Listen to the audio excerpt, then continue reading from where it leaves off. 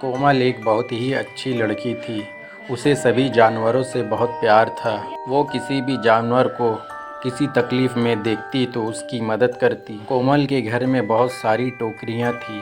कोमल उन टोकरियों को सजा कर रखती थी और उसके घर में उसने कुछ जानवर पाल रखा था, जैसे कुत्ता, बिल्ली, खरगोश, तोता। वो अपने सभी जानवरों को उन टोकरियों में रखती और उनके साथ बहुत खेलती।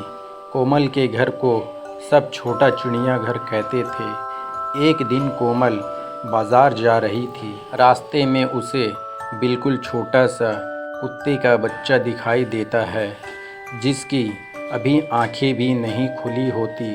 कोमल जल्दी से जाकर उसे उठा लेती है और कहती है, ये कितना प्यारा है, लेकिन इसकी माँ कहीं दिखाई नहीं दे रही है। वो उस बच्चे की माँ को बहुत ढूंढती है, लेकिन उसे वहाँ नहीं मिलती।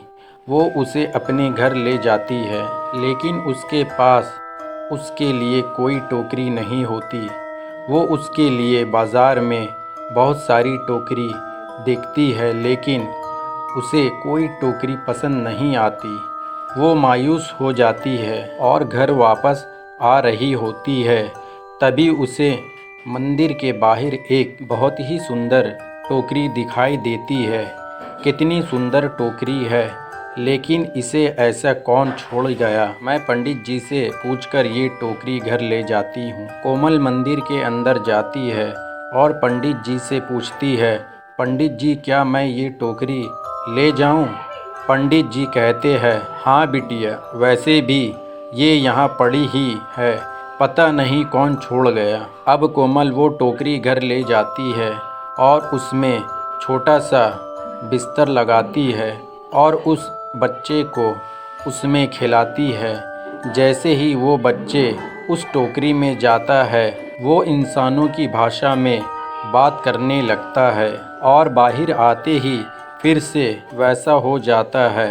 कोमल चौंक जाती है और सोचती है, ये कैसी टोकरी है।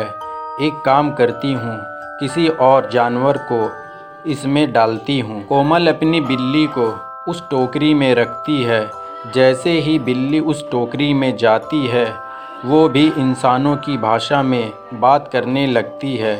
अब कोमल समझ जाती है कि ये टोकरी का ही कमाल है और कोमल उस टोकरी को संभाल कर रख देती है और उस डॉगी के लिए दूसरी टोकरी तैयार करती है। लेकिन जब भी कोमल को किसी जानवर से बात करनी होती है, कोमल उन्हें उस टोकरी में डाल देती है। कोमल को बहुत अच्छा लगता है जब जानवर कोमल को अपने मन की बात बताते हैं। एक दिन पड़ोसी कोमल को अपनी बिल्ली और सभी जानवरों से बात करते देखता है। वो सोचता है, कोमल के पास जो जानवर है वो बोल सकते हैं। पड़ोसी, क्यों ना मैं इन जानवरों को चिड़ियाघर में बेच दूं। मुझे बहुत सारे पैसे मिलेंगे, क्योंकि बोलने वाले जानवर किसी ने देखा ही नहीं होगी। अब पड़ोसी कोमल के जानवरों को चुराने का प्लान बना लेता है और गलती से उस दिन कोमल उस जादुई टोकरी को जानवरों के पास ही भूल जाती है। जब रात को पड़ोसी चुपके से जानवरों को चुराने के लिए आता है और जैसे ही वो जानवरों को चुराने के लिए सबसे पहले बिल्ली को हाथ लगाता है, वो बिल्ली बन जाता है और उसको देखकर सारे जानवर आवाज़ करने लगते हैं। कोमल भागकर वहाँ आती है। क्या हुआ, तुम सब इतना तेज़ क्यों चिल्ला रहे हो? इतने में उसकी नज़र दूसरी बिल्ली पर पड़ती है और कोमल सोचती है, ये कहाँ से आई। वह उस बिल्ली को टोकरी में बैठाती है और उससे पूछती है, वो कौन है? मैं तुम्हारा पड़ोसी हूँ। मैं तुम्हारे जानवरों को चोरी करने आया था, लेकिन पता नहीं कैसे मैं बिल्ली बन गया। इतने में टोकरी में से आवाज़ आती है, ये सब मैंने किया है। कोमल उस बिल्ली को उस टोकरी में से निकालती है और टोकरी अंदर लेकर जाती है और कहती है कि वो उस बिल्ली को फिर से इंसान बना दो।